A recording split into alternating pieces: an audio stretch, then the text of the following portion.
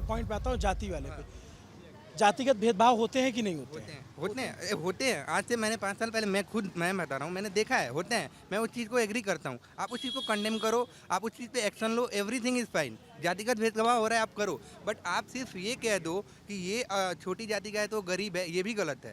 आप अपनी जाति वालों को आप खुद दबा रहे हो। जो अगर कोई एक मान लीजिए छोटी जाति, मैं तो मानता ही नहीं है कोई छोटी जाति का होता है। मैं ऐसे बोलूँगा कि कोई किसी के पास पैसे कम है और उसी के कास्ट का कोई है जिसके पास पैसे ज़्यादा हैं, और सेम आदमी वो रिजर्वेशन यूज़ कर रहा है, और उसके जो मतलब जो उससे छोटा है, मतलब जो पैसे में छोटा है और बस उसी कास्ट का है, वो भी रिजर्वेशन यूज़ कर रहा है। तो जो पैसे वाला है उसी के कास्ट का, वो तो गया, वो तो और भी आगे बढ़ेगा ना। आप समझ रहे हो? तो जो उसके कास्ट में आगे निकल गया उसकी रिजर्वेशन खत्म करो, और जो उसी के कास्ट में नीचे उसको रिजर्वेशन दो ना। आप ऐसा तो नहीं कर रहे। आप कह रहे हो कि कास्ट वाइज रिजर्वेशन दे दिया, तो आप किसी और को नहीं, उसी के कास्ट को दबा रहे हो। आप देखोगे उसी कास्ट में, आप देखो SC ST कास्ट में डेवलप कर रहे हैं, बहुत लोग कर रहे हैं, बट जो कर रहे हैं वो कर रहे हैं, जो नहीं कर रहे हैं वो दब रहे हैं। क्यों? क्योंकि जो कर रहा है वो तो हमेशा करेगा, उसका लड़का, उसके पास पैसा भी है और उसके पास आरक्षण भी है, और एक जिसके पास सिर्फ मतलब आरक्षण है तो पैसा वाला और करेगा। इनका एजेंडा है, अगर इकोनॉमिक सारे एनालिसिस किए हैं, सवर्ण कितने इकोनॉमिक वीकर हैं, SC ST OBC, पिछड़ा, अति पिछड़ा, बहुत सारे हैं, दलित महादलित। बिहार में 7-8 कैटेगरी हैं, बाकी देश में 3 कैटेगरी होती हैं, SC ST OBC and general. Bihar में 7-8 कैटेगरी हैं, हर कैटेगरी का उन्होंने इकोनॉमिक स्टेटस निकाला है, कितने पुअर हैं। ब्राह्मणों में भी कुछ पुअर हैं, सवर्णों में, ओवरऑल सवर्ण, मैं ब्राह्मणों की बात करूँ, ओवरऑल सवर्णों में 24% आई थिंक, जो मैंने डेटा देखा, 24% जो है इकोनॉमिक वीकर हैं। तो क्या उनके लिए अलग से रिजर्वेशन लाएंगे? क्या सारी सिस्टों को, अब सारी जो सीट हैं, है ना, हर जगह जहाँ जो भी लोगों की अपॉर्चुनिटीज़ हैं, उन सबको ऐसे बांटेंगे कि सिर्फ जाति का है तो एक परसेंटेज ऑफ कोटा आपके लिए तय है, टैलेंट का कोई बात नहीं है। बहुत अनफेयर हो रहा है, लाइक एकदम ही अनफेयर हो रहा है, पूरी तरह से अनफेयर है। हाँ बताइए। देखिए, जैसे पहले के समय में जो ऊंची जाति के लोग थे बस वही पढ़ते थे, नीची जाति के लोग नहीं पढ़ते थे, यानी कि 100% रिजर्वेशन होता था ऊंची जाति के लोगों। लेकिन अभी कुछ परसेंट रिजर्वेशन दिया गया है छोटी जाति के लोगों को, तो उससे हमें क्यों प्रॉब्लम होना चाहिए? नहीं होना चाहिए, उनको भी तो ऊपर उठने का मौका मिले। रिजर्वेशन जरूरी है भाई, रिजर्वेशन 100% इम्पोर्टेंट है। अगर आप कह रहे हो कि आपके पास पैसा नहीं है और आपके पास पढ़ने की अपॉर्चुनिटी नहीं है, किताबें नहीं है, तो आपके लिए टैलेंट खत्म, वो लड़का खत्म हो गया, आपको रिजर्वेशन दिया जाए।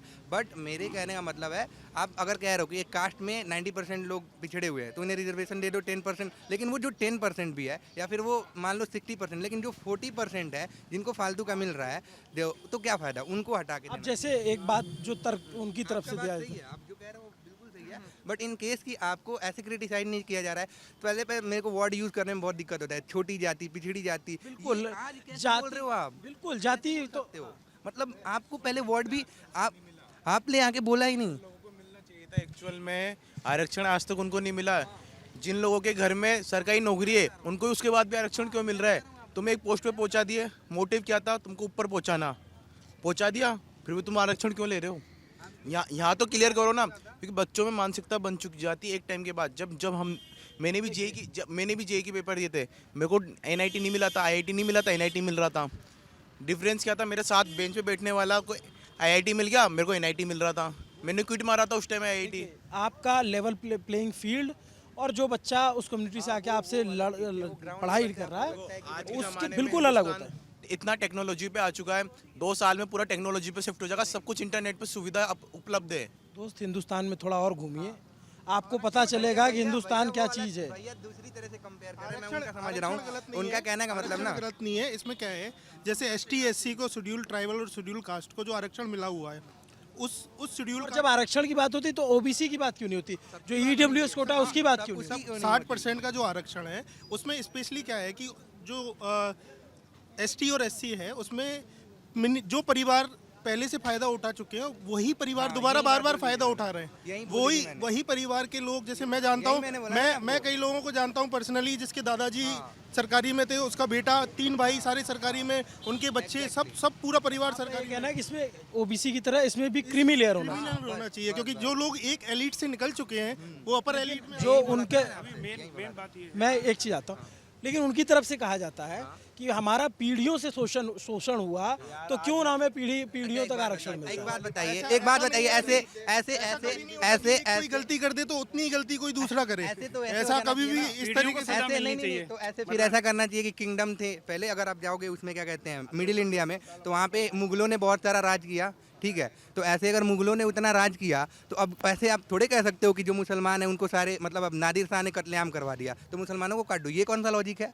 पीढ़ियाँ कर चुकी है तो उसके बेटे को आप सजा दोगे, किसी ने गोली मारी है तो उसके बेटे को फांसी पर चढ़ाओगे, क्या लॉजिक देते हो आप? एनुअल इनकम पे बेस्ड होना चाहिए और फिर लैंड होल्डिंग पे होना आप चाहिए। रिपोर्टर, क्योंकि जैसे annual मैं income कोई आप गलत लोगों बता से सकता कहता हूँ, जस्ट लाइक टीवी चैनल्स को देख लो, वाहियात एकदम खत्म हो चुके हैं। तो अगर कोई अच्छा रिपोर्टर है उसे लॉजिक पे उसे काटे ना, लाइक वो बोल रहा है तो उसे तर्क देना। वैसे आप कैसे बोल रहे हो, आपको बोलने नहीं दिया जा सकता, आप एक चीफ मिनिस्टर हो, आप कैसे बोल सकते हो? आप ऐसे नहीं बोल सकते। आप ऐसे बोलो कि आप पीढ़ियों से चलते आ रहा है तो हम इनका शोषण करेंगे, हमारी क्या गलती है, जिन्होंने करा आप उनको करो।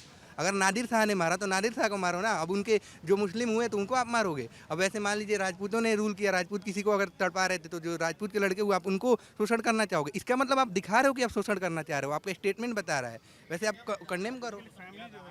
हाँ हाँ किया था, जो दिखाया गया है मीडिया में, आप वही तो बता रहे हैं ना। राजपूतों ने जो हिस्ट्री कल्चर दिया है तो वो उसी पे आप गर्व तो कर रहे हो। विदेशों को अभी आपने G20 कराया, राजस्थान का खाना खिलाया गया G20 में।